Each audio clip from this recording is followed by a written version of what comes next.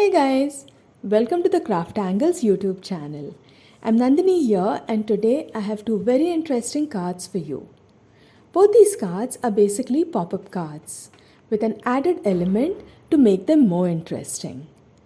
I'm going to be using the beautiful element sheet by Craft Angles to decorate my cards. These sheets are pre-printed and make card making a snap. So let's get started.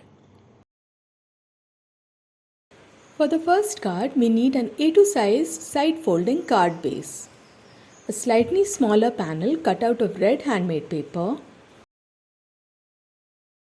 For the pop-up mechanism, we need two pieces.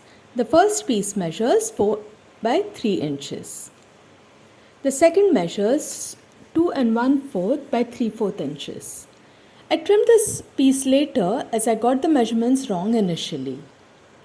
I use a dual textured white cardstock by Craft Angles for everything today. To begin, we will add some texture to our red panel. I'm using the Quilted Heart stencil and Candied Apple Distress Oxiding for this. I want a tone-on-tone effect, but you can use different colors or even pattern paper for this. To make sure that our stencil doesn't move while inking, we will fix it to the paper with some washi tape.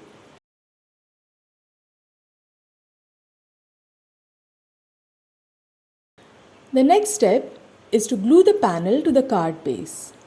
I did realize that I should have rotated the stencil before inking, as this card is landscape and orientation, and now my hearts are pointing in the wrong direction. But ultimately I decided to let it go. Once the glue is dry, I will use an oval die cut to cut a window in my card front. You can use any die for this, though symmetrical dies will work better. I have scored the 4 by 3 inch piece at 1, 2 and 3 inches along the 4 inch side. I have also scored the smaller piece at 1 inch along the 2 1/4 side. We will now start to build the pop-up mechanism. To do this, apply glue to the top section of the larger piece of paper. Make sure the glue doesn't go over the first score line. Then flip the paper, center it and glue it down. The paper should stick to the bottom layer of the card base. Fold the paper along the second score line and apply glue to the top section again. Then fold down the card base so the paper sticks to the top layer this time. With this, our basic pop-up mechanism is ready. For the flip mechanism, we will use the other piece of paper. Fold the paper along the score line so that the longer side is on top and apply glue. Now flip the paper and place it against the window and stick it down. The shorter side is now on top. Fold it and apply glue. Keeping the card base closed, place the die cut oval into this window and adjust it so that it fits perfectly. The die cut will stick to the strip of paper and it will swing when we open the card. Now that our basic card is ready, we can decorate it. I'm using the foiled sentiment sheets by Craft Angles for the sentiments. These are ready-made sentiment sheets with beautiful gold foiling. The set I'm using today is called Everyday Sentiments 1. Each pack has two A5 size sheets, so there is plenty of choice. We will use two sentiments today, one inside and one outside for this card.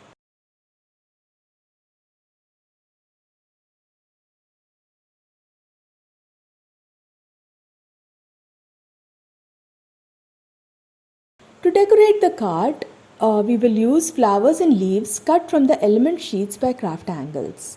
These are beautiful pre-printed papers that are available in a variety of themes.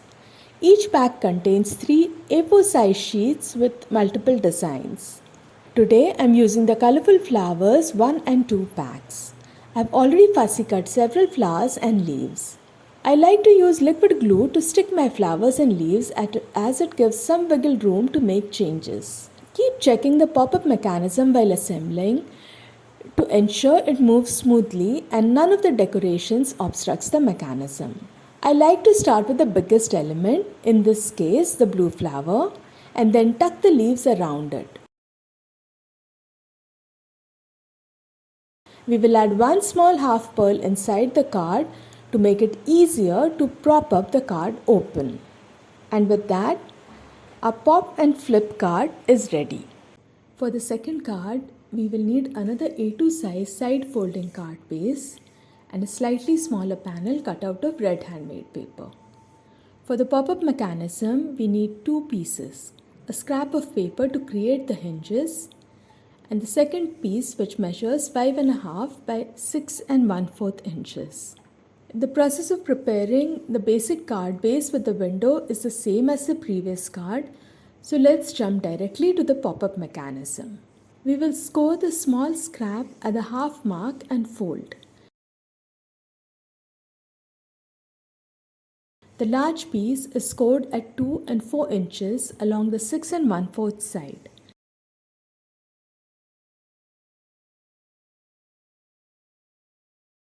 Accordion fold the piece along the score lines. Apply glue to the large section of the larger piece of paper. Make sure the glue does not go over the first score line. Then flip the paper, align it with the edges of the card base and glue it down. The paper should stick to the bottom layer of the card base.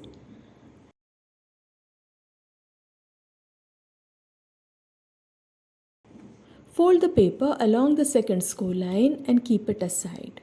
Take the scrap of paper folded in half and cut it into two pieces to create two hinges. Ensure that they are not seen through the window. Trim if necessary.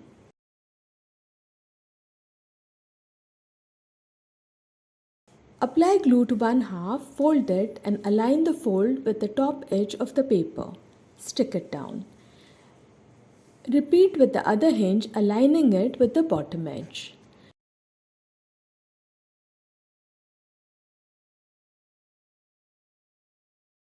Once the glue is dry, fold the paper along the score line and open out the hinges. Ensure that they do not extend beyond the center crease of the card base. Apply glue to the hinges and then fold down the top layer of the card base. Allow the glue to dry completely. Our pop-up mechanism is now ready. Keep the card folded and apply glue only to the part of the pop-up mechanism that is seen through the window. Place the die-cut oval into the window and stick it down. When the card is opened, the oval will swing. To decorate the card, we will use the Everyday Sentiments 1 pack of foil sentiment sheets and the Colorful Flowers 1 and 2 element packs. I have already fussy cut several flowers and leaves from these packs. I decided to decorate the inside of the card first with some red handmade paper along with the fussy cut flowers and leaves. I have cut 2 panels of red paper and will glue them to the inside. I am adding a small oval die cut inside. This will give some space for writing the name and message to the recipient.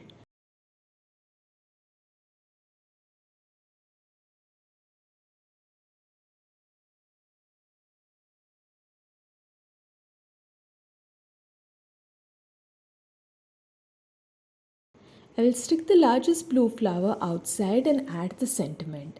The element sheets have designs in different sizes.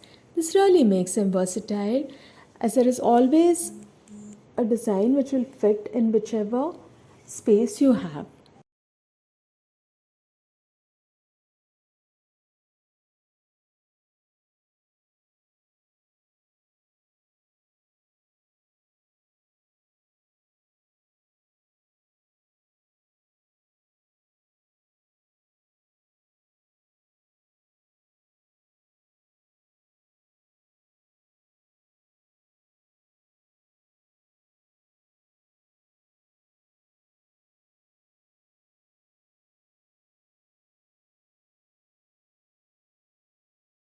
To finish the card, I decided to add some half pearls from my stash. I always like to scatter the embellishments in groups of 3 around the main element of my card. And with that, our second card is ready. I hope you liked these techniques and will give these cards a try. Please let me know which card is your favorite in the comments below.